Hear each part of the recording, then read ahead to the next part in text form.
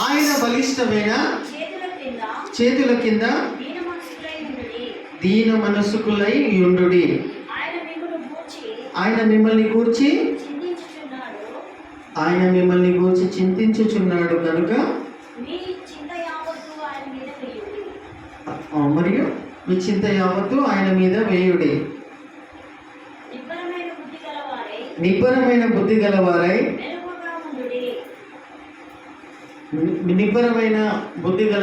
మెలకువగా ఉండుడి.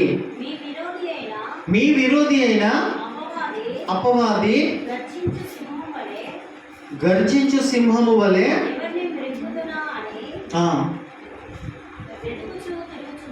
వెతుకుచూ తిరుగుచూ ఉన్నాడు. మరియు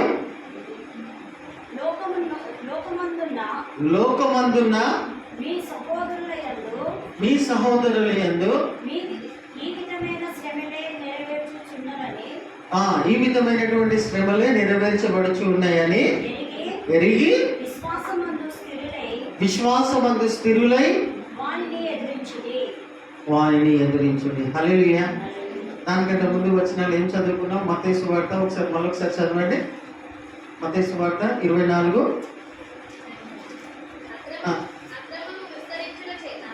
అక్రమము విస్తరించుట చేత అనేకుల ప్రేమ చల్లారును, అంతము వరకు సహించిన వాడెవడో వాడే రక్షించబడను. బస్ ఇక్కడ వరకు చూసుకుందాం. హల్లెలూయా. అంశం ఏమై ఉన్నదంటే ప్రియమైన వాళ్ళారా, అది ఏ కుటుంబమైనా, ఏ సంఘమైనా, ఏ పరిస్థితి అయినా అక్రమం అనేది విస్తరించిందనుకో, అక్కడ జీవం అనేది ఉండదు. బ్రతుకు తెరువు అనేది సరైన రీతిలో ఉండదు. మన సంఘ సభ్యులకు కావలసినటువంటి ఆత్మీయ ఆహారము ఈ వాక్యంను బట్టి ఏదైతే అవసరమో నా సంఘ సభ్యులకు అది అందచేయాలని వాక్యంను బట్టి ప్రియమైన వాళ్ళరా, ఎక్కడైతే అక్రమము విస్తరిస్తుందో అక్కడ అనేకుల ప్రేమ చల్లారు. అక్రమము విస్తరిస్తేనంట ప్రేమ చల్లారుతుందంట. ఏ ప్రేమ అమ్మ? అర్థమవుతుందా? ఇక్కడనే ఉన్నారా? అక్రమము విస్తరిస్తే వారి లోపల ప్రేమ ఉండదంట అసలు. అంటే దీన్ని ఏ విధంగా తీసుకుంటాం మనం అంటే, క్రమమైన రీతిలో మీ జీవితాలు, మీ బ్రతుకులు, మన బ్రతుకులు ఉండకపోతే మన లోపల ప్రేమ అనేది ఉండదు, చల్లారిపోతుందంట. చల్లారిపోవడం, ఏ ప్రేమ చల్లారుతుంది? ఇది వేరే రీతిలో కూడా చెప్పొచ్చు, కానీ నా సంఘానికి అవసరమైనటువంటి విధంగా ఏది కావాలో దేవుని ఆత్మ ప్రేరేపణ చొప్పున నా సంఘ సభ్యులకు కావాలని నేను ఈ యొక్క ఆత్మీయారం కావాలని తెలియజేస్తున్నాను. ఏ ప్రేమ మీ లోపల చల్లారిపోతుంది? దేనికోసం మాట్లాడుతుందంటే, ప్రేమ చల్లారును అంటే ఒకరి మీద ఒకరికి ప్రేమ అనేది ఉండకుండా, స్వార్థం అనేది పెరిగి, నిర్లక్ష్యత అనేది, పట్టింపు అనేది ఉండకుండా అటువంటి పరిస్థితిలోనికి వెళ్ళిపోయే ప్రమాదం ఉన్నది. ఎందుకమ్మా అంటే దేవుని ప్రేమ ఫస్ట్ ఆఫ్ ఆల్ మీరు స్టార్టింగ్లో మొదటిలో యేసు ప్రభువుని నమ్ముకున్నప్పుడు, సొంత రక్షకునిలాగా అంగీకరించినప్పుడు దేవుని ఆత్మతోటి, దేవుని ప్రేమతోటి నింపబడతారు. అవునా కాదు? అర్థమవుతుందా? అన్ని ఆజ్ఞలలో, బైబిల్ అంతటిలో 2 ఆజ్ఞలు దేవుడు ఇచ్చిండు. మొదటి ఆజ్ఞ ఏమై ఉన్నది? యేసు ప్రభువే చెప్పింది స్వయంగా, నీ పూర్ణమైన ఆత్మ, బలము, శక్తితో ఆరాధించినప్పుడు దేవుని ప్రేమ చేత నింపబడతారు వాళ్ళు. అర్థమవుతుందా? ఆ ప్రేమ, దేవుడు నీ లోపల ఉంచినటువంటి ప్రేమ ఉండకుండా అయిపోతుందంట, చల్లారిపోతుందంట. అర్థమవుతుందా? అక్రమము విస్తరిస్తే దేవుని ప్రేమ మీ లోపల ఉండకుండా ఆ ప్రేమ చల్లారిపోతుందంట. దేవుని ప్రేమతో నువ్వు నేను నింపబడాలి, దేవుని ప్రేమతో మనము ఉండాలి. ఆ ప్రేమలోనే, ఆ ఆనందములోనే, ఆ సంతోషములోనే మనము జీవించాలనేది దేవుని యొక్క చిత్తం. హల్లెలూయా, హల్లెలూయా. దేవుని యొక్క ప్రేమలోనే నువ్వు నిలిచి ఉండాలా. దేవుని యొక్క ప్రేమ నీ లోపల నిలిచి ఉండాలా. దేవుని యొక్క ప్రేమలో ఏమేమి ఉన్నదమ్మా? సమాధానం, సంతోషం, సమాధానం, నెమ్మది, దీర్ఘశాంతము, ఇవన్నీ కూడా ఉన్నాయి. ఇవి లేకపోతే ఆ వ్యక్తిని మనిషి అంటారా? ఆ వ్యక్తిని మనిషి అంటారా? మనిషి అంటారా? సచిన శివం అంటారా?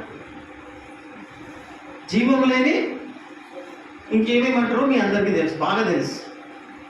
కాబట్టి అక్రమము విస్తరిస్తే దేవుని ప్రేమ మీ లోపల ఉండదు, చల్లారిపోతుంది. అది స్పర్శ ఉండదు. అది ఏ సందర్భం గురించి యేసు ప్రభు చెప్తూ వస్తున్నాడు? పైన ఆ యొక్క పైన వచ్చిన ఒకసారి చదవండి, పైన వచ్చిన చదవండి ఒకసారి. ఏం చెప్పాలని ప్రయత్నం చేస్తున్నానంటే, ప్రియమైన వారులారా, చదవండి.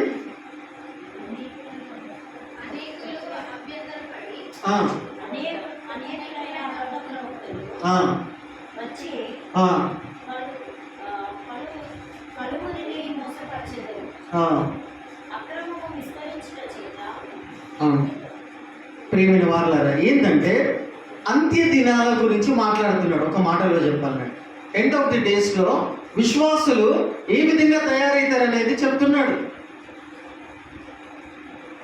హల్లెలూయా. మనము అంత్య దినాలలో ఉన్నామా, లేకపోతే బాప్తిజం తీసుకున్నటువంటి మొదటి దినాలలో ఉంటున్నామా? మనము ఇప్పుడు అంత్య దినాలలో మనం ఉంటున్నాం. అంత్య దినాలలో మనం ఉంటున్నాం. ఈ అంత్య దినాలలో విశ్వాసుల యొక్క గుణగణాలు ఏ విధంగా మార్పు చెందుతూ ఉంటాయి, ఏ విధంగా మారిపోతూ ఉంటారు, ఏ విధంగా వాళ్ళు చలనము లేకుండా అయిపోతారు, ఏ విధంగా వాళ్ళు స్పర్శ లేకుండా జీవితాలు బ్రతుకుతూ ఉంటారు అనేది వాక్యం ద్వారా నేను మీకు తెలియచేయాలని ఆశపడుతూ ఉన్నాను. ఈ అంత్య దినాలలో ప్రియమైన వారులారా, దేవుని యొక్క ప్రేమ లేకుండా ఏమైపోతుందంటే చల్లారిపోతుంది. చల్లారిపోవడం అంటే ఒక్కొక్కరు పట్టించుకోకుండా అయిపోతారు. నా జీవితమే బాగలేదు, నా బ్రతికే బాగలేదు, నీ గురించి ఏం చెప్తున్నావమ్మా, నీ గురించి ఏం చెప్తున్నావయ్యా అనేటువంటి స్వార్థ ప్రియులు ఎక్కువ అయిపోతారంట. అటువంటి దుర్దినాలలో, అటువంటి పరిస్థితులలో ఉంటూ ఉన్నాం. మన దేవుని ప్రేమ మన లోపల లేకపోతే నిర్జీవమైనటువంటి జీవితము బతుకుతూ ఉన్నటువంటి వాళ్ళముగా ఉంటూ ఉన్నాం. అదొక బ్రతికేనామా? నిర్జీవమైన బ్రతుకు బతకడం అనేది అంటే జీవం లేదు, ఏదో నామకే వస్తే బతుకున్నావా, తిన్నావా, ఉన్నావా, పడుకున్నావా, లేచినావా అంటే అది మనిషి బతుకు కాదు. అది మంచి బతుకు కాదు, అది నిర్జీవమైన బతుకది. దేవుని బిడ్డలు ఆ విధంగా ఉండకూడదు. ఇదంతా దారి తీసుకోవడానికి, ఇదంతా నీ పట్ల మన పట్ల జరుగుతూ ఉన్నదంటే మూలమైన కారణము యేసు ప్రభు అక్కడ తెలియజేస్తున్నాడు. ఈ నిర్జీవమైన పరిస్థితులలో, ప్రేమ లేని పరిస్థితులలో, ఒకరి పట్ల ఒకరికి ప్రేమ లేనటువంటి పరిస్థితి ఎందుకు ఏర్పడ్డదనే విషయాన్ని మనం చూసుకుంటున్నట్టయితే ప్రియమైన వారులారా, అక్కడ యేసు ప్రభు స్పష్టంగా తెలియజేస్తున్నాడు. ఎందుకు ఇది ఏర్పడ్డదమ్మా? ప్రేమ లేకుండా ఎందుకు తయారైపోయినావు? ఒకరికొకరి ప్రేమ అంటే లేదు అని అంటే, స్పందన నీకు లేదు, పట్టింపు అనేది లేదు అని అంటే, మారిపోయిన హృదయం కలిగిన వ్యక్తిలాగా నువ్వు తయారైపోయినావు అంటే ఎక్కడ, ఎందువల్ల అట్లా తయారైనావు? ఎందుకు ఇట్లా జరిగింది? నిర్జీవమైనటువంటి పరిస్థితుల్లోనికి ఎందుకు వెళ్ళిపోయినాం? మనం దేవుడు ఇచ్చినటువంటి ఆ మొదటి ప్రేమ మన లోపల ఇప్పుడు ఎందుకు నిలిచి ఉండలేదు? ఉన్నదా? కొంతమంది లోపల ఉన్నది. కొంతమంది మన సంఘ సభ్యుల గురించి మాట్లాడుతున్నా, బయట వాళ్ళ గురించి నాకు అనవసరం. కొంతమంది లోపల దేవుని ప్రేమ నిలిచి ఉన్నది. వాళ్ళ ముఖములో చిరునవ్వు కనిపిస్తుంది, వారి కళ్ళల్లో ఆనందం కనిపిస్తుంది, వారి హృదయంలో సమాధానం కనిపిస్తుంది. సమస్యలున్నా, బాధలున్నా, ఇరుకులు ఇబ్బందులు ఏమున్నా కానీ కూడా అది కనిపిస్తుంది వాళ్ళ లోపల. ఏది కనిపిస్తుంది? దేవుని యొక్క ప్రేమలో వీళ్ళు నిలిచి ఉన్నారు, దేవుని యొక్క ప్రేమ వీళ్ళ లోపల నిలిచి ఉన్నదన్న విషయము అగుపడుతూ ఉంటుంది. ప్రియమైన వారలారా, ఏం చెప్పాలని ప్రయత్నం చేస్తున్న ఈ వాక్యంను బట్టి, అక్రమము విస్తరించుట చేత అనేకుల ప్రేమ చల్లారుతారు. ప్రియమైన వారలారా, ఇంకొక చోట యేసుప్రభు చెప్తా ఉంటాడు, అక్రమము చేయువారులారా మీరెవరో నాకు తెలియదు, నా యుద్ధం నుండి తొలగిపో అంటాడు. అంటాడా లేదా? అక్రమము చేయువారులారా నా దగ్గర నుండి వెళ్ళిపోండి, మీరెవరో నాకు తెలియదు అంటుండు. ఓపెన్గా అంటున్నాడు ఆయన యేసు ప్రభు. I don't know who are you అంటున్నాడు. ఇక్కడ ఏమంటున్నాడు? అక్రమము విస్తరించుట వలన ప్రేమ చల్లారుతుంది. అంటే అక్రమం అనేది ఎంత భయంకరమైనది, పద్ధతి లేకుండా బ్రతకడం అనేది ఎంత భయంకరమైన జీవితం అది. దేవుని బిడ్డలంటే క్రమశిక్షణ, దేవుని బిడ్డలంటే క్రమమైన రీతిలో బ్రతికి చూపించడమే దేవుని నామము మహిమపరచబడుతుంది. నీ ద్వారా, నా ద్వారా, మన ద్వారా, మన సంఘం ద్వారా. ఆ యొక్క క్రమములో, ఆ యొక్క పద్ధతిలో ఉండకపోతే అక్రమం అనేది విస్తరిస్తుంది. ప్రియమైన వారలారా, యేసు ప్రభు ఆ మాట అంత భయంకరమైన మాట. ఇంత సేవ చేసారు భూమి మీద వాళ్ళు ఏమంటారు? ప్రభువా నీ నామంలో మేము దయ్యాలను వెలగొట్టినాం, ప్రభువా నీ నామంలో మేము అద్భుత కార్యాలు చేసినాం, ప్రభువా నీ నామంలో మేము గొప్ప గొప్ప సంఘాలు స్థాపించినాం, వేలాది మంది మా సంఘ సభ్యులుగా మేము మార్చుకున్నాం. ఇంత గొప్ప సేవ నీకోసం చేస్తే నువ్వెవరో మాకు తెలియదంటావు ఏంది ప్రభు? కనీసం డోర్ కూడా ఓపెన్ చేస్తలేడు, వాళ్ళు బయట నిలబడి డోర్ కొడుతుంటే. అర్థమవుతుందా? ఇక్కడ గొప్పగా ఈ భూమి మీద ఉండి గొప్ప సేవ చేసిన సేవకులకు పరలోకానికి వాళ్ళు వెళ్ళినప్పుడు, పరలోకం బయట నిలబడి ఎవరు? ఈ గొప్ప సేవ చేసిన గొప్ప సేవకులు, ప్రవక్తలు అనబడుతున్నటువంటి వీళ్ళందరూ కూడా పరలోకము గేటు బయట నిలబడి, ఆ గేటు దగ్గర నిలబడి తలుపు కొడుతున్నారు. తలుపు తెరుస్తలేడు యేసు ప్రభు. తలుపు కొడుతూ ఉంటే అర్థం చేసుకోండి, ఊహించండి, ఆలోచించండి. ఏం చెప్పాలని ప్రయత్నం చేస్తున్నారు? దేవుని వాక్యం ఏం చెప్పాలని ప్రయత్నం చేస్తున్నారని ఒకసారి ఆలోచించి. తలుపు కొడుతున్నారు ఎవరు? ఈ భూమి మీద గొప్ప సేవ చేసినటువంటి గొప్ప సేవకులు. వాళ్ళు తలుపు కొడతా ఉంటే యేసు ప్రభు ఏమంటున్నాడు? తలుపు తెరుస్తలేడు. వాస్తవానికి చెప్పాలంటే వాళ్ళు గొప్ప సేవ చేసిన వాళ్ళైనా కాదు, చేసినరా కదా? తలుపు ఎంత కొట్టినా తలుపు తెరవకపోతే, యేసు ప్రభు తలుపు తెరవకపోతే వాళ్ళు అప్పుడు చెప్పుకుంటున్నారు, ప్రభువా మేం ప్రభువా నేను చేయబట్టన్నీ అద్భుతాలైనాయి, చచ్చిపోయిన వాళ్ళు లేచి కూర్చున్నారు, ఆశ్చర్య కార్యాలు జరిగినాయి, ఎంతోమంది రక్షించబడ్డారు, నీ రాజ్యంలో చేర్చబడ్డారు. నేను ప్రభువా, నన్ను గుర్తుపట్టావా?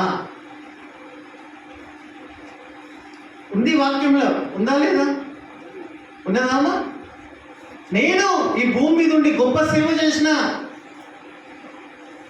నీ సంఘంలో ఉండి నేను ఏ పని చేయాలో ఆ పని పరిచర్య చేసిన అనేటువంటి వాళ్ళు తలుపు బయట నిలబడి ఇవన్నీ చెప్తా ఉన్నారు, మొత్తుకుంటున్నారు, ప్రభు మేము ప్రభు మేము మేము మేము అంటే తలుపు కూడా తెరుస్తలేడు ప్రభు. తలుపు తెరవకుండా ఏమంటున్నాడు? అక్రమము చేయు వారులారా. అగో అక్కడున్నాం మనం, ఆడున్నాం. బయట నిలబడి తలుపు కొడుతున్నారు. వాళ్ళు ఏమంటున్నారు? మేము ప్రభువా మేము చేయలేదా, మేము సేవ చేయలేదా, మేము మైకులు పట్టుకొని గంతులు వేయలేదా, మేము గుడి కట్టియలేదా, మేము అది చేయలేదా, ఇది అద్భుతాలు చేయలేదా ప్రభు, మేము అని గేట్ బయట, పరలోకం గేట్ బయట నిలబడి పట్టుకుంటున్నారు. వాళ్ళు గొప్ప సేవకులు చేసేడు, వాస్తవంగా చేయలేదంటలేడు ప్రభు, వాక్యం అట్లా చెప్తలేదు. కానీ వాళ్ళ కోసం తలుపు తెరవకుండా యేసు ప్రభు ఏమని చెప్తున్నాడు అనేది అడుగుతున్నా. ఏమంటాడు? తలుపు తెరుస్తలేడు. నిజంగా చెప్పాలంటే వాళ్ళు గొప్ప సేవ చేసిన వాళ్ళే. వాళ్ళతో ఏమంటున్నాడు? స్వరమే విన్నాడు కానీ తలుపు తెరవకుండా యేసు ప్రభు తన ముఖం చూపించకుండా ఏమంటున్నాడంటే, అక్రమము చేయువారులారా మీరెవరో నాకు తెలియదు, నా యుద్ధ నుండి తొలగిపోండి, గెట్అవుట్ అంటున్నాడు. ఎవరిని అంటున్నారమ్మా? ఈ భూమి మీద గొప్ప సేవ చేసిన సేవకులను ముఖము కూడా చూడకుండా పరలోకంలోనే నిలబడి, దర్వాజా లోపలనే నిలబడి, అక్రమము చేయు వాళ్ళరా మీరెవరో నాకు తెలియదు, వెళ్ళిపోండి అంటున్నాడు. అక్రమం ఆ మాట వివరణ తీసుకోవాలి మనం. అక్రమము చేయు వాళ్ళరా అర్థమవుతుందా? దేవుడు అక్రమాన్ని ఎందుకు క్షమించాడు చెప్పండి? ఇక్కడ ఇందాక చదువుకున్న వాక్యం ఏంటి? అక్రమము విస్తరించుట చేత అనేకుల ప్రేమ చల్లారును. కింది వచనం కూడా చదవండి. అంత్యము వరకు సహించు వాడేవాడో వాడే రక్షించబడతాడు. అందరు కాదు. బాప్తిజం తీసుకొని విశ్వాసం ఉంచి కష్టాలు వచ్చినప్పుడు, నష్టాలు వచ్చినప్పుడు, బాధలు వచ్చినప్పుడు, ఇరుకులు ఇబ్బందులు వచ్చినప్పుడు దేవుని మందిరానికి వచ్చి కూర్చొని హల్లెలూయా స్తుతి మహిమ పాడి గంతులు వేసి వీళ్ళు కాదు. ఎవరు రక్షించబడతారు? అంతము వరకు నీ విశ్వాసాన్ని నువ్వు కాపాడుకోవాలి. మొదటిలో యేసు ప్రభువుని దేన్ని బట్టి రక్షణ పొందుకొని ఉన్నావో దాని గురించి మాట్లాడుతున్నాడు యేసు ప్రభు. స్టార్టింగ్లో యేసు ప్రభు దేన్ని బట్టి నువ్వు నమ్ముకున్నావో అది నీ అంతము వరకు నువ్వు కాపాడుకోవాలి. ఎవరు కాపాడుకోవాలి? నువ్వు. వాడే రక్షించబడతాడు అని యేసు ప్రభు చెప్తున్నాడు. పైన ఏం చెప్తున్నాడు? అక్రమము విస్తరించుట చేత ప్రేమ చల్లారిపోతుంది. అక్కడేమంటున్నాడు? అక్రమము చేయు వారులారా మీరెవరో నాకు తెలియదు, గెటౌట్ అని అంటున్నాడు. గొప్ప సేవ చేసిన వాళ్ళు, ఆ గొప్ప సేవ చేసినటువంటి సేవకుల లిస్టులో పోల్చుకుంటే మనము రవ్వంతా కూడా దేవుని కోసం సేవ చేసిన వాళ్ళం కాదు. ఆ గొప్ప సేవకులు చేసిన వాళ్ళనే లేకపోతే అంటున్నాడు యేసు ప్రభు, కాలుతో తానే పడేస్తున్నాడు. మీరు ఎవరు నాకు తెలియదు పోరా అంటున్నాడు. మనము వాళ్ళతో పోల్చుకుంటే ఎక్కడ ఉన్నాం? మనం చేసినామా దేవుని కోసం? ఇప్పటి వరకు ఏమైనా పని చేసినామా? అమ్మా? ఏం చెప్పాలని ప్రయత్నం చేస్తున్న ప్రియమైన వాళ్ళరా, దేవుడు అక్రమాన్ని క్షమించడు. వ్యభిచారం చేసిన స్త్రీని, రెడ్ హ్యాండెడ్గా పట్టుకున్నటువంటి స్త్రీని పట్టుకొని, అమ్మా ఇక మీదట పాపము చేయకు, క్షమించేసిండు. పాపుల మధ్యలో కూర్చొని వాళ్ళతో సహవాసము చేస్తూ, వాళ్ళతో ఫ్రెండ్షిప్ చేస్తూ వాళ్ళ పాపాలను క్షమించేసిండు. రోగులను స్వస్థపరిచిండు. నువ్వు తెలిసి పాపం చేసి మళ్ళీ పశ్చాత్తాపడి దేవుని సన్నిధి దగ్గరికి వచ్చి, దేవుని మందిరంలోకి వచ్చి పశ్చాత్తాపడి అడిగితే క్షమించేసిండు, స్వస్థపరిచిండు. అక్రమాన్ని మాత్రం క్షమించాడు. అక్రమమును, పద్ధతి లేని విధానాన్ని దేవుడు ఎందుకు చెప్పు? ఎందుకు చెప్పమ్మా? పద్ధతి లేని బతుకుతే దేవుడు క్షమించడు. పద్ధతి లేని విధానంలో నువ్వు ఉండకపోతే దేవుడు నిన్ను క్షమించడు. ఆల్రెడీ రాయబడి ఉన్నది, అక్రమము చేయువారులారా మీరెవరో నాకు తెలియదు, అక్రమము విస్తరించుట వలన మీ లోపల దేవుని ప్రేమ లేదు కాబట్టి వాళ్ళు దేవుణ్ణి వదులుకునే ప్రమాదంలో ఉన్నారు. జరుగుతున్నాయి బయట. దేవుణ్ణి వదిలిపెట్టేసి వేరే విశ్వాసంలోనికి వెళ్ళిపోతున్నారు చాలామంది. ఎందుకు? వాళ్ళ లోపల మొదటిలో దేవుని యొక్క వాక్యము, దేని నిమిత్తము ప్రభువుని నమ్ముకున్నారు. హల్లెలూయా. అర్థమవుతుందా? మొదటిలో మీరు దేవుని దేని నిమిత్తం అయితే నమ్ముకున్నారో అది కరెక్ట్గా లేదు. మీ లోపల పునాది సరిగ్గా వేయబడలేదు. హల్లెలూయా. అర్థమవుతుందా? అర్థమైతే లేదా? అర్థమవుతుందా? మీరు మొదటిలో దేవుణ్ణి ఎందుకోసం నమ్ముకున్నారో అది కరెక్ట్గా లేదు మీ లోపల. అందుకే ఎవరెట్లా చెప్తే అక్కడికి వెళ్ళిపోతున్నారు. ఆ పునాది కరెక్ట్గా లేదు. అందుకే అక్రమం చేసుకుంటూ బతుకుతున్నారు. అక్రమంలో దేవుడు ఎందుకు క్షమించాడంటే, ప్రేమైన నాకున్నటువంటి బైబిల్ నాలెడ్జ్తో నేను చెప్తున్నా. బైబిల్లో ఇది చెప్పొచ్చో లేదో తెలియదు కానీ అబ్రహాముకు దేవుడు తన సొంత భార్య ద్వారా, సారా ద్వారా సంతానము వృద్ధాప్యంలో ఇస్తా అన్నాడా లేదా? తన భార్యతో కాకుండా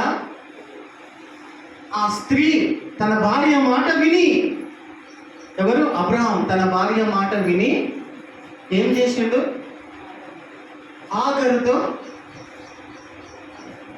ఆగరు ద్వారా ఇస్మాయిల్ సంతానం అనేది వచ్చింది. కానీ దేవుడు ఏమని చెప్పిండు స్టార్టింగ్లో? నీకు ఈ వృద్ధాప్యంలో, ఈ వయసులో నీకు కుమారుణ్ణి ఇస్తా అన్నాడు. ఆ కుమారుడు is the blessed to all the nations of the world అన్నాడు. ఆ కుమారుని ద్వారానే ప్రపంచము అని చెప్పినాడు. వాగ్దాన పుత్రుడు అని చెప్పాడు. అర్థమవుతుందా? కానీ అబ్రహాం ఏం చేసిండు?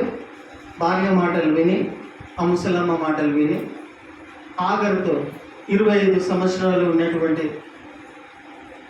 ఆమెతో కలిసి వేరే ఆమె ద్వారా ఇస్మాయిల్ని కన్నాడు. తర్వాత దేవుడు మళ్ళీ ప్రత్యక్షమై, కాదు అబ్రహామా, నేను నీకు ఇస్తానని చెప్పినాను కుమారుణ్ణి, కాబట్టి నీ భార్య ద్వారానే అనుగ్రహిస్తానన్నప్పుడు ఆ వయసులో కూడా దేవుడు ఏం చేసిండు? సారాయి ద్వారా సంతానం ఇచ్చిండా లేదా అమ్మా? ఇచ్చిండు కదా. ఇప్పుడు మళ్ళీ ఆఖరి సంగతి ఏంటిది? ఇస్మాయిల్ సంగతి ఏంటిది? పుట్టిండ్రా లేదా? వాళ్ళు విస్తరించిరా లేదా? అక్రమమైన రీతిలో ఎక్కడికో వెళ్ళిపోయినారు. ఇప్పటికి వాళ్ళు పాతుకుపోయినారు. అప్పటి నుంచి ఇప్పటి వరకు కూడా యుద్ధాలు జరుగుతూ ఉన్నాయి. అక్రమము చేయడం వల్ల ఏంటంటే, క్రమమైన రీతిలో ఉండకపోతే ఏమవుతుందంటే, ఎక్కడికో ఆ ఏర్లు ఆ పనుల యొక్క ఫలములు ఎక్కడెక్కడికో నాటుకుపోతే దేవుడు కూడా దాన్ని సెట్ చేయలేడు. దేవుడు దాన్ని సరి చేయలేడు. అందుకే అక్రమము అనేది దేవుని దృష్టికి అసహ్యం. ఇప్పుడు సారా మాట వినకుండా అలానే ఉంటే ఇసాక్ అనేటోడు కూడా ఉండేటోడు. ఆ ముసలమ్మ మాటలు విన్నాడు. ఎవరు ముసలమ్మ? షారా మాటలు విన్నాడు. పోయి వయసు పిల్లతో పెళ్లి చేసుకొని ఇస్మాయిల్ని కన్నాడు. అది కని ఉండకపోతే, కన్నడం వలన ఇస్మాయిల్ సంతానం ఈ అరేబియన్స్, ఇస్లామిక్ ఇవన్నీ కూడా ఆడికెళ్ళి వచ్చినాయి. ఎంత విస్తరించిపోయింది అక్రమం అనేది. దీన్ని సరి చేయగలుగుతామా? క్షమించగలుగుతాడా దేవుడు? అయినా వాళ్ళని కూడా దేవుడు బ్లెస్ చేసిండు. అది వేరే సబ్జెక్ట్. నాకున్న నాలెడ్జ్లో నేనేం చెప్పాలనుకుంటున్నా అంటే, అక్రమము విస్తరిస్తే దాన్ని దేవుడు సహించడు, దాన్ని దేవుడు సరి చేయలేడు. నష్టపోతావు నువ్వే, దేవునికి ఫరకేం పడదు. నేను ఎందుకు పోలే దేవుని మందిరానికి? ప్రియమైన వాళ్ళ మన సంఘంలో మన సంఘ సభ్యులు కొంతమంది దేవుని మీద అలిగేటువంటి వాళ్ళు కూడా ఉన్నారు. దేవుని మీద అలుగుతారు. నేను పోను, నేను రాను, నాకు పోబుద్ధి అవుతలేదు. చిన్న పిల్లలైనా నయం, చిన్న పిల్లలైనా 2 చెంపదెబ్బలు కొడితే ఇది కరెక్ట్ కాదురా, ఇది కరెక్ట్ కాదమ్మా, 2 చెంపదెబ్బలు కొట్టి ఇది నీ సంఘము, ఇది నీ స్కూలు, నువ్వు స్కూల్కు వెళ్ళాలా, పాఠాలు నేర్చుకోవాలా, 2 చెంపదెబ్బలు కొట్టాయని చక్కగా చేస్తాం తల్లిదండ్రులుగా. కానీ చిన్న పిల్లల కంటే కూడా అధ్వానమైన పరిస్థితుల్లో కొంతమంది ఉన్నారు. దేవుని మీద అలుగుతారు, సంఘానికి రాకుండా. ఏం చెప్పాలనుకుంటున్నా ప్రియమైన వారులారా? దేవుడు పెట్టిన క్రమములో, దేవుడు పెట్టిన పద్ధతులలో మనము నిలిచి ఉండాలి. హల్లెలూయా, హల్లెలూయా. అర్థమవుతుందా? దేవుడు పెట్టిన పద్ధతిలో మనము రావాలి. లేకపోతే మనకి ఇష్టం వచ్చినప్పుడు ఇష్టం వచ్చినట్టు వెళ్తాను, చూస్తాను, ఉంటానంటే అక్రమము విస్తరిస్తున్నది. కాబట్టి మీ లోపల దేవుని ప్రేమ లేకుండా అయిపోతున్నది. దేవుని ప్రేమ లేదు కాబట్టి ఒకరి పట్ల ఒకరికి ప్రేమ, అనురాగాలు, ఆప్యాయతలు అనేది లేకుండా అయిపోయింది. అదే కదా వాక్యం చెప్తుంది. దేవుని ప్రేమ మీ లోపల నిలిచి లేదు కాబట్టి ఒకరి విషయంలో ఒకరికి ప్రేమ, అనురాగాలు, ఆప్యాయతలు అనేవి లేకుండా అయిపోయడానికి మూలమైన కారణం ఏంటంటే అక్రమము విస్తరించింది. అంటే మీరు క్రమము తప్పిపోయినరు. అక్రమం అంటే ఏంది? క్రమము లేని విధానం. అర్థమవుతుందామా? హల్లెలూయా. ఇక్కడనే ఉన్నారా? క్రమము లేకపోతే ఏమవుతుంది? పద్ధతి లేకపోతే ఏమవుతుందమ్మా? క్రమం అంటే పద్ధతే కదా. పద్ధతి లేకపోతే ఏమైపోతుంది? అక్రమంలోనికి వెళ్ళి పద్ధతి లేని విధానంలోకి వెళ్ళిపోతారు మనుషులు. దారి తప్పిపోతారు. దారి తప్పిన గొర్రెలాగానే తిరుగుతూ ఉంటారు. ఉదాహరణకు చెప్తున్నా, పద్ధతి లేకపోతే ఏమవుతుంది? పద్ధతి లేని విధానంలోనికి మనుషులు వెళ్ళిపోతారు. పద్ధతి లేని మన విధానంలోనికి మనుషులు వెళ్ళిపోతే ఏమవుతుంది అంటుంది వాక్యము? అక్రమము విస్తరిస్తే ఏం చల్లారుతుందమ్మా? ప్రేమ. అర్థమవుతుందా? అర్థమవుతుందా అమ్మా? హల్లెలూయా. అక్రమము విస్తరించుట చేత దేవుని ప్రేమ మీ లోపల నిలిచి ఉండడం లేదు. దేవుని ప్రేమ మీ లోపల లేదు కాబట్టి ఎవరంటే ఎట్లా పట్టింపు లేకుండా, చలనం లేకుండా, ప్రేమ లేకుండా బతుకుతున్నాం. మనం నామకే వస్తే బతుకుతున్నాం. క్రైస్తవులం అంటే క్రైస్తవులని నామకే వస్తే బతుకుతున్నాం. ప్రియమైన వారులారా, సంఘం అనేది దేవుడు నీకు ఏర్పరచుకున్న తర్వాత సంఘములో నుండే దేవుడు నీకు ఆశీర్వాదాలు దయచేస్తాడు. దయచేసి ఈ విషయాన్ని అర్థం చేసుకోండి. నువ్వు ఏదైనా విషయంలో వృత్తిపరంగా కానీ, నీ ఎడ్యుకేషన్లో కానీ, నీ చదువుకునే విధానంలో కానీ, నువ్వు ఎదిగే విషయంలో కానీ, నీకు సంతానము విషయంలో కానీ, ఆరోగ్యం విషయంలో కానీ, ఐశ్వర్యం విషయంలో కానీ, దేని విషయంలో కానీ నువ్వు ఆశీర్వదించబడాలంటే దేవుడు అనేది, సంఘం అనేది ఇచ్చాడు. సంఘము నుండే, ఆ సంఘం యొక్క మూలాలలో నుండే దేవుడు మిమ్మల్ని అందరినీ ఆశీర్వదిస్తాడు. ఇది తప్ప వేరే మూలము లేదు, వేరే మార్గం లేదు, వేరే పద్ధతి లేదు. దయచేసి ఈ విషయాన్ని అర్థం చేసుకోండి. సంఘాన్ని నిర్లక్ష్యం చేయకండి, సంఘం మీద అలగకండి. సేవకులు వేస్ట్ కాగలేమో, సేవకులకు పద్ధతులు తెలివేయేమో. మీరు సేవకులను బట్టి ఉదాహరణకు చెప్తున్నా, వాళ్ళకు విధి విధానాలు తెలివేయేమో, వాళ్ళే అక్రమంగా బతుకుతున్నారేమో. నీకు సంబంధం లేదు దాని గురించి. నీకేం సంబంధము? నీకు దేవునితో సంబంధం. విశ్వాసులారా, ప్రియమైన వారులారా, దేవుడిచ్చిన సంఘం యొక్క విలువను మీరు ఇప్పటికైనా గుర్తించండి.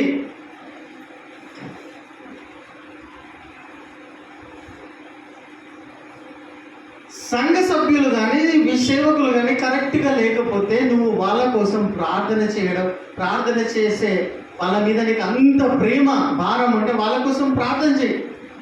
నీ ప్రార్థనల ద్వారా వాళ్ళని సరి చేస్తాడు, సేవకులను కానీ విశ్వాసులు. అంతేగాని సంఘం నుండి నువ్వు సపరేట్ చేయబడవు. సంఘం నుండి నువ్వు సంఘాన్ని తక్కువ చూపు చూడకు. నేను ఇందాక చెప్పిన స్టార్టింగ్లో, సంఘం అంటే ఇది ఓపెన్ హార్ట్ లాంటిది, ఓపెన్ హార్ట్ సర్జరీ లాంటిది, ఓపెన్ హార్ట్ ఫ్యామిలీ లాంటిది. ఇది దీంట్లో ఏవి దాపరికాలు ఉండకూడదు అని వాక్యంలో ఉన్నది. కాబట్టి చూడండి, రెండో విషయం నేను మీకు ఏం తెలియజేస్తున్నానంటే, అపవాది గర్జించు సింహము వలె ఎవరిని మింగుదామా, ఎవరిని వాళ్ళ విశ్వాసంలో నుండి ఎత్తుకుపోదామా అని దాంట్లో తిరుగుతూ ఉన్నాడు.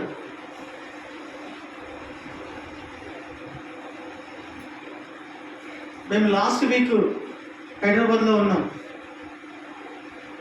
ప్రియమైన వాళ్ళరా, ఎట్లాంటి వాళ్ళని చూస్తున్నామంటే ఈ 4 సంవత్సరాలలో నాకు వచ్చిన గ్యాప్లో విశ్వాసులు విశ్వాసంలో ఉండకుండా వేరే వేరే వాటికి పరిగెడుతూ ఉన్నారు. వేరే వేరే వాటిపైన విశ్వాసం పెట్టుకుంటూ క్రీస్తునే, యేసు ప్రభునే వదిలేసుకొని వెళ్ళిపోతున్నారు. ఎందుకు? ఏం చెప్పాలని ప్రయత్నం చేస్తున్నా అంటే, ఇందాక వాక్యంలో 1 పీటర్ 5వ అధ్యాయం 6వ వచనంలో అపవాది గర్జించు సింహము వలె తిరుగుతూ ఉన్నాడు. అంటే ఎక్కడ తిరుగుతాడు వాడు? అపవాది మీకు ఎక్కడ దొరుకుతాడమ్మా? అపవాది ఎక్కడ దొరుకుతాడు మీకు? బయట, సంఘం బయట దొరుకుతాడు వాడిని. నేను ఏడ పట్టుకుంటాడు అపవాది? సంఘం బయట పట్టుకుంటాడు. చదవండి వాక్యము, 6వ వచనం చదవండి. దేవుడు దేవుడు తగిన సమయమందు హెచ్చించినట్లు ఆయన బలిష్టమైన చేతి కింద ఉండండి. ఎందుకు? 7వ వచనం చదవండి, 8వ వచనం. 7 అదే అమ్మా, గర్జించు సింహము వలె అపవాది తిరుగుతూ ఉన్నాడు అనేది చూపించాలనుకుంటున్నా.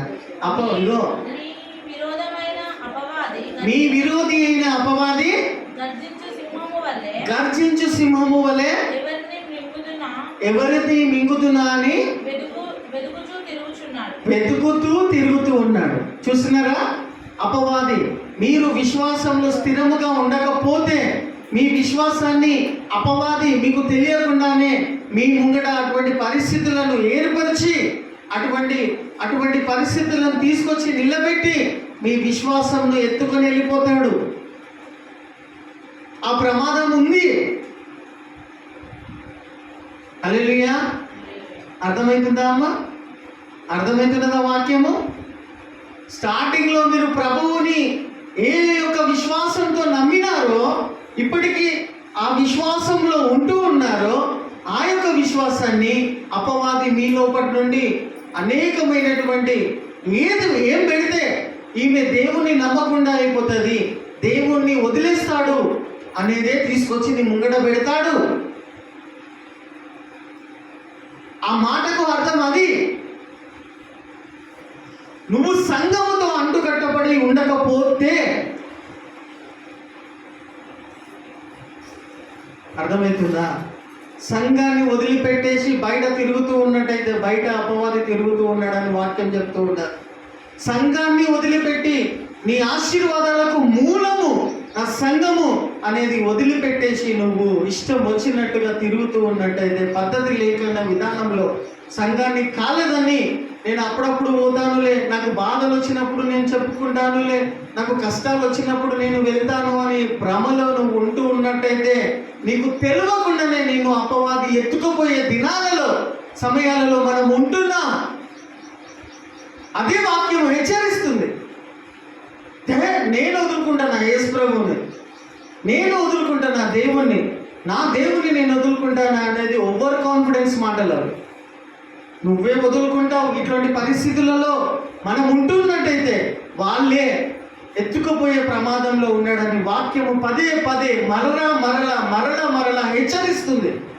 నువ్వు సంఘముతో అంటుకట్టబడి ఉండకపోతే, సంఘముతో కలిసి ఉండకపోతే, నీకు తెలియకుండానే ఏం చేస్తే ఈమె వదిలేసి వెళ్ళిపోతుంది యేసుప్రభుని అనేది, ఏం చేస్తే ఈయన యేసుప్రభుని వదిలేసి వెళ్ళిపోతాడు అనేది నీకంట బాగా అపవాదికి తెలుసు. కాబట్టి అదే నీ ముంగట తీసుకొచ్చి నిలబెట్టి నిన్ను చిత్రవంశాలు చేసి దేవుడు లేడు, దయ్యం లేడు నీ నోట్ల నుండి అనిపించే విధముగా నిన్ను చిత్రాంశాలు చేసి దేవుణ్ణి వదిలిపెట్టే ప్రమాదంలో కొంతమంది ఉన్నారు ఇక్కడ కూర్చున్నారు.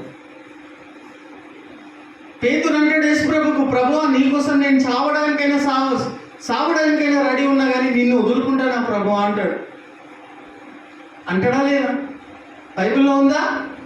యేసుప్రభుని రేపటి దినమున సిలువ వేస్తాడు అన్నప్పుడు యేసుప్రభు దగ్గర శిష్యులలో పీటర్ ఏమంటాడమ్మా, ప్రభువా నీకోసం సావలేనే వస్తా, కానీ నువ్వెవరో నాకు తెలియదు అనే మాట నేనంటే నా ప్రభా అని యేసుప్రభుకే చెప్తుండే ఆయన. మనం ఇప్పుడు ఉన్నాం చూడు, నేను దేవుణ్ణి వదులుకుంటానా? వదులుకొని పోయినరమ్మా చాలామంది. మీకంటే గొప్ప విశ్వాసులే నడుస్తుంది ఇప్పుడు తరుణంలో, ఇప్పుడు నడుస్తుంది. అది మిమ్మల్ని ఎప్పుడు ఎట్లా అటాక్ చేస్తారో తెలియదు, మీకే తెలియదు. నీ విశ్వాసము స్థిరముగా బలముగా ఉండకపోతే నీకు తెలియకుండానే వెళ్ళిపోతావు. ఏమంటాడు పేతురు, నీకోసం ప్రభా పానం ఇచ్చేయడానికి రెడీ ఉన్నా కానీ నువ్వెవరో తెలియదు అంటానా అంటే యేసు ప్రభు నెక్స్ట్ సెకండే అంటాడు, before the rooster crows you will deny me అని చెప్తాడు. అంటాడా? కోడి ఏమంటాడు చెప్పండి అమ్మా.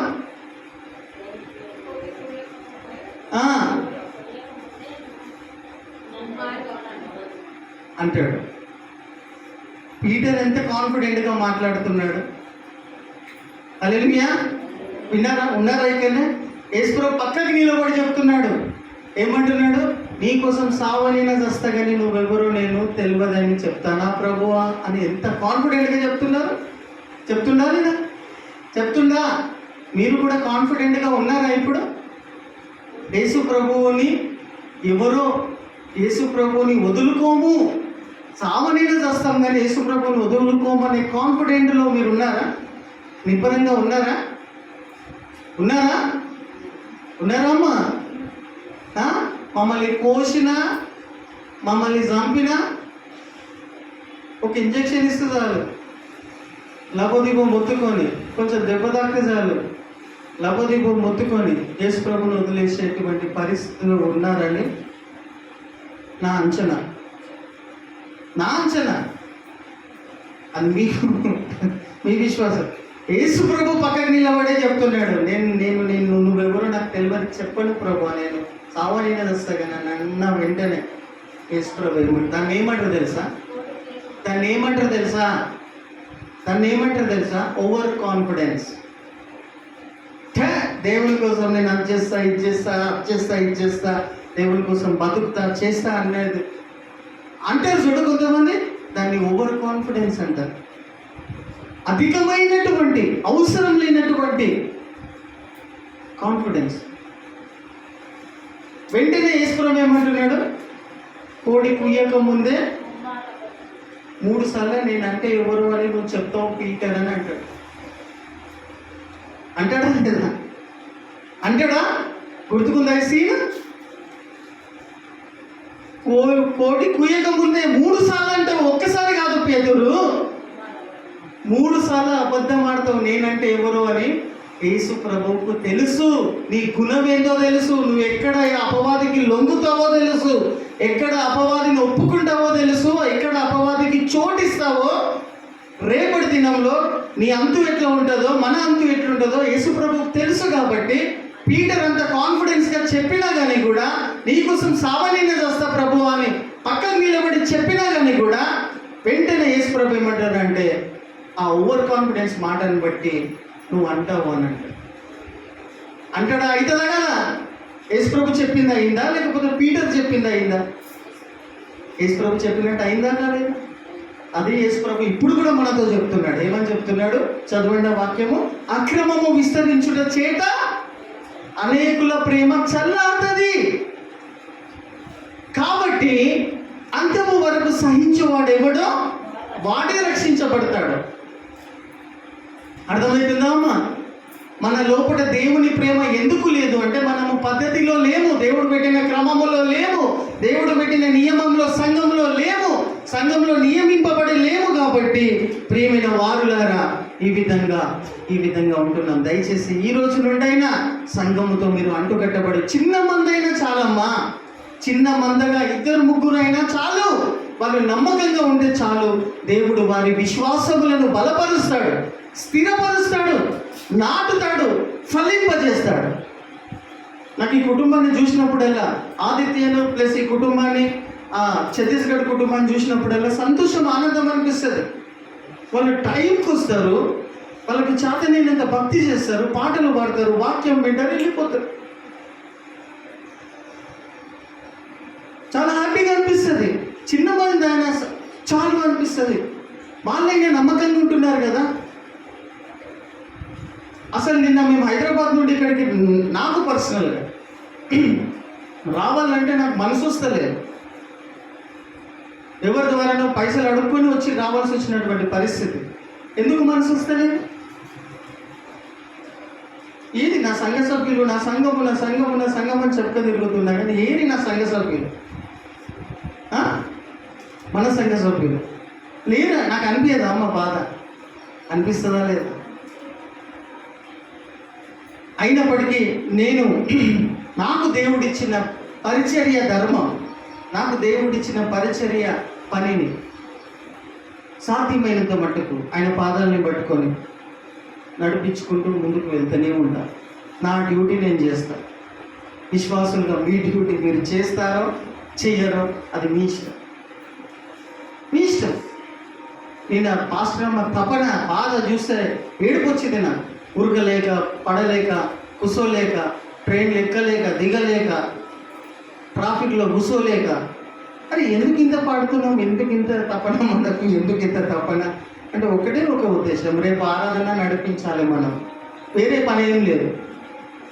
ఎందుకు ఈ విషయం చెప్తున్నా అంటే ప్రియమైన వారులారా, ఎందుకు ఈ విషయం చెప్తున్నానంటే అపవాది గర్జించు సింహము వలె బయట తిరుగుతూ ఉన్నాడు. నేను ముగించేస్తున్నా ప్రియమైన వారులారా, బయట తిరుగుతూ ఉన్నాడు. కాబట్టి మీ విశ్వాసము స్టార్టింగ్లో ఏదైతే నమ్ముకొని ఉన్నారో అది స్థిరపరచబడాలి, బలపరచబడాలి. ఓవర్ కాన్ఫిడెన్స్లన్నిటినీ తీసివేసేయండి. క్రమం తప్పకుండా మందిరానికి వస్తూ ఉండండి, అప్పుడప్పుడు వస్తాను, ఇప్పుడు పోతాను అంటే మిమ్మల్ని మీకు తెలియకుండానే అపవాది మిమ్మల్ని ఎత్తుకొని వెళ్ళిపోతాడు. చాలామంది వెళ్ళిపోయినారు. వేరే విశ్వాసాన్ని నమ్ముకొని గర్వంగా ఆ యొక్క విశ్వాసముల గురించి మాట్లాడుతూ యేసు ప్రభువుని దూషిస్తున్నారు. ఇప్పుడు ఉన్నారు. ఎందుకు? వాళ్ళు సంఘంతో అంటుకట్టబడి లేదు. ఎందుకు? స్టార్టింగ్లో దేవుణ్ణి ఏదైతే స్టార్టింగ్లో నమ్ముకొని ఉన్నారో ఆ పునాది సరిగ్గా వేయబడలేదు వాళ్ళ లోపల, లేదు అది కరెక్ట్గా. ఇప్పుడు యేసు ప్రభువుని తిడుతున్నారు, యేసు ప్రభువుని దూషిస్తున్నారు, వేరే మతంలోకి వెళ్ళి. వాడు ఒక పాస్టర్ అంట, 15 సంవత్సరాలు సేవ చేసిండట, ఇప్పుడు వేరే మతంలో చేరిపోయి దేవుణ్ణి తిడుతుండు. అరే నువ్వు స్టార్టింగ్లో దేన్ని బట్టి నమ్ముకున్నావురా? నువ్వు 15 సంవత్సరాలు సేవ చేసిన పాస్టర్ అని చెప్పుకుంటున్నావు కదరా నువ్వు. ఇప్పుడు మీడియా ముందట వచ్చి నువ్వు యేసు ప్రభువుని దూషిస్తున్నావు ఎందురా? నువ్వు నీకు బైబిల్ నాలెడ్జ్ లేకనా, సత్యం తెలియలేకనా, లేకపోతే ఏదైనా డబ్బులు ఇచ్చి నిన్ను మార్చుకున్నారా? ఎంత బాధాకరమైన విషయం. ఆ పాస్టర్ని చూసి వాళ్ళ సంఘ సభ్యులు ఏమైపోయి ఉంటారు. మా పాస్టర్ నమ్ముకునేదే ఇప్పుడు వేరే నమ్ముకుంటున్నారు, మేము అదే నమ్ముకుంటామని ఆ సంఘ సభ్యులు కూడా అట్టుపోయే ప్రమాదం ఉన్నదా లేదా? మళ్ళీ ఎక్కడ మిస్టేక్ జరిగింది, ఎక్కడ తప్పు జరిగింది? పునాది స్టార్టింగ్లో కరెక్ట్ పడలే, లోపల విత్తనం కరెక్ట్ పడలే. ఎందుకు నమ్ముకున్నావు యేసు ప్రభువుని నువ్వు అని అంటే తెలియదు వాడికి. యేసు ప్రభువుని ఎందుకు నమ్ముకోవాలని అంటే వాక్యం ఏం చెప్తుందని అంటే నా పాపాల కోసం యేసు ప్రభు నా శిక్షను తీసుకుండు, నా పాపాలను భరించిండు, ఇది నేను గుర్తిస్తున్నా. నా పాపాలను ఆయన తీసుకున్నాడని నేను గుర్తిస్తున్నా. ఇది స్థిరమై ఉండాలా, ఇది వాస్తవమే కాబట్టి, ఇది సత్యమై ఉండాలా, ఇది నిజమే కాబట్టి. యేసు ప్రభు నీ కోసం చనిపోయిందా లేదా? నీ పాపముల కోసం చనిపోయిందా లేదా? ఈ పునాది కరెక్ట్గా నీ లోపట లేకపోతే, వాక్యం చెప్తుంది, నేను కాదు, ఈ సత్యం నీ లోపట నాటబడకపోతే ఎత్తుకొని వెళ్ళిపోతాడు అప్పవారు. వాక్యం అదే చెప్తుంది, వాక్యం. ఆ ప్రమాదంలో, ఆ దినాలలో మనం ఉన్నాం. అంటే నీకు పునాది సరిగ్గా పడలే. స్టార్టింగ్లోనే మళ్ళా ఊరికే చెప్పిందే చెప్తాడు. ఎందుకనంటే మీరు దురద చెవులు కలిగిన వాళ్ళు, ముఖ్యమైన సత్యమైన నిజమైన మాటలు మీరు మనసులో చేర్చుకోరు కాబట్టి మళ్ళా అదే చెప్తా ఉంటాను. అది నాటబడాల, సత్యము, ఆ వాక్యము మీ మనసులో, హృదయంలో నాటబడాల అని మళ్ళా చెప్తా. ఎందుకంటే మీ ఫేస్ ఎక్స్ప్రెషన్లో నాకు తెలుసు, మీ హావభావాలు నాకు తెలుసు. నేను వింటున్నది మీరు ఎట్లా రిసీవ్ చేసుకుంటున్నారా అనేది నాకు తెలుసు. రిసీవ్ చేసుకుంటున్నారా, వింటున్నారా లేదా, గాలికి వదిలేస్తున్నారా అనేది కూడా నాకు తెలుసు. మీరు వింటలేరని తెలుసు కాబట్టి మళ్ళా చెప్తా ఉంటా. అది మీ ఆత్మీయ మేలు కోసమే. నాకు వచ్చేది ఏం లేదు. నా పని నేను ధర్మంగా సాధ్యమైనంత మటుకు కింద పడుతూ మీద పడుతూ చేస్తున్నాను. అది మీ చేతిలో ఉంటుంది. కాబట్టి ప్రియమైన వారులారా, ఎవరైతే మిమ్మల్ని మీరు తగ్గించుకొని దేవుని హస్తంలో కింద ఉంటారో, చదవండి ఆ వాక్యం. ఇందాక చదివిన 6వ వచనం చదవండామా? ఇది చదువుకొని నిలబడి ముగించుకుందాం. దేవుడు తగిన సమయమందు మిమ్మల్ని హెచ్చించినట్టు. చూసారా? దేవుడు మీరు ఇన్ని రోజుల నుండి చేస్తున్న ప్రార్థనలు కావచ్చు, ఉపవాసాలు కావచ్చు, భక్తి కావచ్చు, దానికి జవాబు మీకు రాకపోతే కారణం చెప్తుంది వాక్యం. ఎందుకు వస్తలేదంట జవాబు? ఎందుకు వస్తలేదంట? తన బలిష్టమైన హస్తము కింద, అనగా బలిష్టమైన హస్తము అంటే నేను ఈ రకంగా చెప్తాను, తన బలిష్టమైన గుడారం కింద, తన బలిష్టమైన మందిరం కిందకు నువ్వు రావాలి.